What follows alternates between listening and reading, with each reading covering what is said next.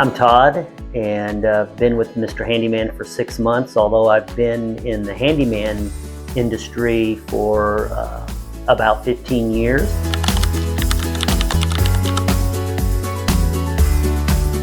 I like the fact that Dan is a businessman as well as focusing on the handyman side of things. I had always been a good handyman, but business was not my forte. Dan keeps things organized and operating smoothly, is able to respond to customer needs in a much quicker fashion than I was ever able to do on my own.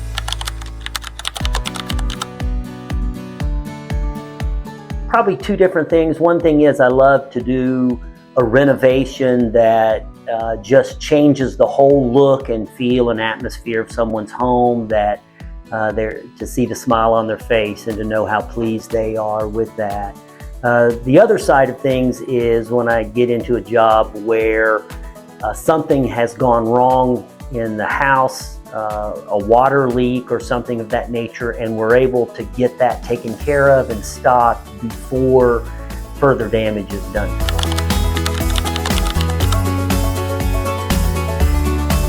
I was able to finish up with my assigned tasks a little early, so the office assigned me to a job here in Statesville, a gentleman's home where he had discovered some water damage at one of his cabinets in his kitchen. To make a long story short, after a couple hours of searching and finding, we discovered a very slight leak in his water spigot that was on the exterior of the house on the back side of those cabinets, and we were able to stop that. While it was a very small leak, the accumulation of water that was coming out of that line 24/7 could have in another day or two done extensive damage to his home.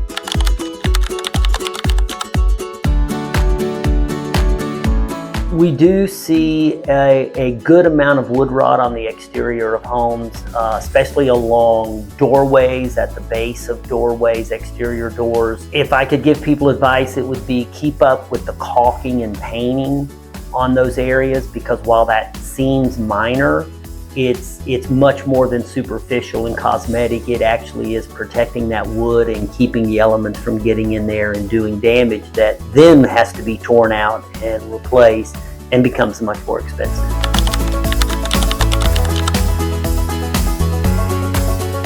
I do enjoy painting. It's kind of almost therapeutic, and I've done quite a bit of that, so that's something I feel very comfortable doing. Also, flooring is something I've done quite a bit of, so I enjoy the challenge of flooring.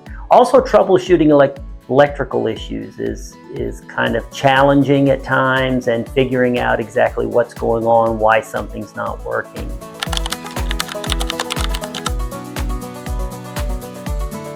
I think the important thing about a handyman service that Mr. Handyman brings to the table is that it's not just about today, it's also about in the future, and reliability and knowing that that handyman's going to be there. To be honest, I lived in another state, and I get calls all the time now from people back in that other state that want to know, hey, where are you? Can I get you out here to do this? And I've moved, and no one's filled that spot where I was. Whereas with Mr. Handyman, because it's a company, while the techs may come and go at times, Mr. Handyman's going to be here. It's a business that's established in this community, and you can rely on it 6 months from now and most likely 6 years from now.